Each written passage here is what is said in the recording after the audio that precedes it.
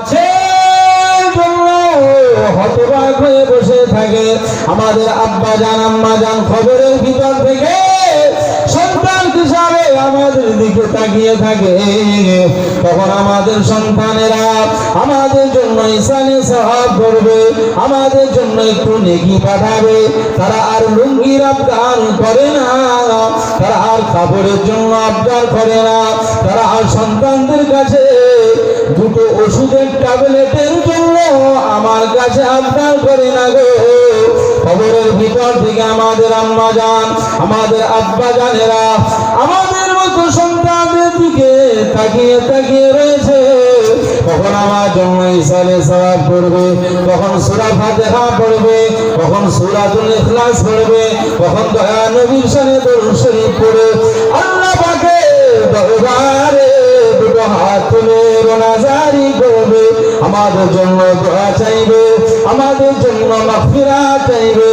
মা বাপেরা কবর থেকে তাকিয়ে আছে, কোন সন্তান যদি ওই মা বাপের তাকানোটাকে স্মরণ করে আল্লাহ পাকের দরবারে দুটো হাত তুলে রোনাজারি করে, দুটো হাত তুলে মোনাজাতে রত হয়ে যায়, আল্লাহ পাকের দরবারে যদি সন্তান বলতে থাকে ও রব্বুল আলামিন, আল্লাহ পাক আমার আম্মা জান ইন্তেকাল হয়ে গিয়েছে, কতদিন আগে আমার আম্মা জান ওই বাস বাগানে শুয়েছে, আম্মা জানের খবর আর আমি রাখতে পারি না, আল্লাহ পাক খবরের ভিতরে কি হালাতে আছে জানি না। আজকে সন্তান হয়ে আপনার দরবারে দুটো হাত তুলে তার কলিজা ছেঁড়া সন্তান আপনার দরবারে আবদার করছে, আল্লাহ আপনার দরবার থেকে রহমত দিয়ে আমার আম্মা জানের খবরটাকে নিরাপত্তা দিন, আমার আম্মা জানের খবরটাকে নাজাত দিন। সন্তান যখন দুটো হাত তুলে মসজিদের কোণে বসে হোক, বাড়ির বারান্দায় বসে হোক, যখন আল্লাহ পাকের দরবারে মা বাপের জন্য দোয়া চায়, ওই দোয়াটা আল্লাহ ফিরিয়ে দেয় না, আল্লাহ পাক সন্তানদের দোয়াটাকে কবুল করে না। আল্লাহ পাক সন্তানদের দোয়াটাকে কবুল করে না, ফিরিয়ে দেয়, কারণ কলিজা ছাড়া সন্তান আজ রহমতের দিকে তাকিয়ে দুটো হাত পেতেছে। আল্লাহর রহমতের আল্লাহর ভান্ডারে কি রহমত কম আছে না? আল্লাহ নবী মুসা আলাইহিস সালাম এক তারিখে আল্লাহ পাকের দরবারে দোয়া চেয়েছেন, আল্লাহ পাক আজকে আমি নবী মুসা আলাইহিস সালাম আমার অসংখ্য উম্মত আছে, আমি নবী মুসা আলাইহিস সালাম আপনার দরবারে দেখতে চাই, আমার উম্মতদের ভিতরে সবচাইতে খারাপ কে, সবচাইতে মন্দ কে? আমি নবী মুসা আলাইহিস সালাম মন্দ ব্যক্তিটিকে দেখতে চাই। আল্লাহ পাক বললেন, এই নবী মুসা আলাইহিস সালাম আমি আল্লাহ পাক জানিয়ে দিলাম সবচাইতে তোমার উম্মতের ভিতরে যে ব্যক্তিটি খারাপ, ওই ব্যক্তিটিকে যদি দেখতে যাও আমি আল্লাহ পাক জানিয়ে দিলাম কাল ফার্স্ট মর্নিং এ তুমি রাস্তার মধ্যে দাঁড়িয়ে থাকবে, যে ব্যক্তিটি রাস্তা দিয়ে প্রথম যাবে আমি আল্লাহ পাক জানিয়ে দিলাম ওই বান্দাটাই হলো তোমার উম্মতের ভিতরে খারাপ। আল্লাহর রহমতের কমতি নেই। নবী মুসা আলাইহিস সালাম বলছেন, আল্লাহ পাক আমি আমার উম্মতের ভিতর সবচেয়ে মন্দ, সবচেয়ে নিকৃষ্ট খারাপকে আমি দেখতে চাই। আল্লাহ পাক বললেন, তুমি দাঁড়িয়ে থাকবে সকালে ফার্স্ট মর্নিং এ, যে ব্যক্তিটি তোমার সামনে দিয়ে চলে যাবে ফার্স্ট, ওই ব্যক্তিটি সবচেয়ে খারাপ।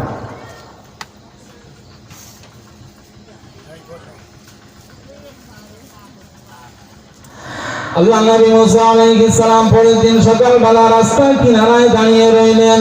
আল্লাহ পাকের একজন বান্দা হেঁটে হেঁটে যান, কোলে একটা শিশু বাচ্চাকে নিয়ে হেঁটে হেঁটে যান। আল্লাহ নবী মুসা আলাইহিস সালাম উম্মতটিকে দেখে বলতে লাগলেন, তাহলে আল্লাহ পাক এই ব্যক্তিটি এত নিকৃষ্ট, এই ব্যক্তিটি এত খারাপ, আজ আমি দেখে নিলাম। এরপরে দোয়া চাইলেন, আল্লাহ পাক ও রব্বুল আলামিন আলামিন আল্লাহ পাক আমি নবী মুসা আলাইহিস সালাম এবারে আপনার কাছে আবদার করি, আপনার কাছে দাবি রাখি, আপনার কাছে আমার ডিমান্ড হলো আমার উম্মতদের ভিতরে সবচাইতে ভালো মানুষকে আমি একটু দেখতে চাই। বলুন সুবহানাল্লাহ। মসজিদের ইমাম সাহেব হুজুর, আমরা গাবতলা মসজিদের ইমাম, কারণ আমরা যদি আল্লাহ দরবারে বলি যে আল্লাহ গাবতলার ভিতরে সবচাইতে নিকৃষ্টকে একটু দেখতে চাই, হবে? কাজ হবে না? তারা হচ্ছে ভেরি ইম্পর্টেন্ট পার্সন। সবচাইতে বান্দাদের ভিতরে একেবারে আল্লাহর নিকটতম নিকটতম নিকটতম আল্লাহর কাছাকাছি আল্লাহর সম্পর্কিত যারা, তারা হলেন নবীয়িন। জোরে বলুন সুবহানাল্লাহ। নবীরা, নবী মুসা আলাইহিস সালামকে কালিমুল্লাহ বলা হয়, আল্লাহর সাথে কথাবার্তা বলতেন। তো সরাসরি তিনি বলতেন আমরা তো দোয়া কবুল হচ্ছে কি হচ্ছে না, আমাদের নামাজ আমাদের ইবাদত কবুল হচ্ছে কি হচ্ছে না সেটা আমরা বুঝতেই পারি না।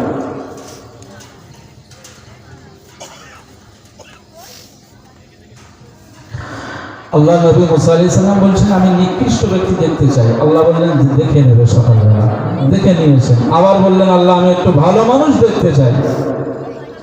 আল্লাহ বললেন এই নবী মুসা আলাইহিস সালাম যদি ভালো মানুষ দেখবার আশা করো, ঠিক সন্ধ্যাবেলায় আবার দাঁড়িয়ে থাকবে, দেখবে তোমার সামনে দিয়ে যে ব্যক্তিটি প্রথম সন্ধ্যাবেলায় বাড়ি ফিরছে ওই ব্যক্তিটি তোমার ভিতরে, তোমার উম্মতের ভিতরে সবচাইতে ভালো মানুষ। যদি বলুন সুবহানাল্লাহ।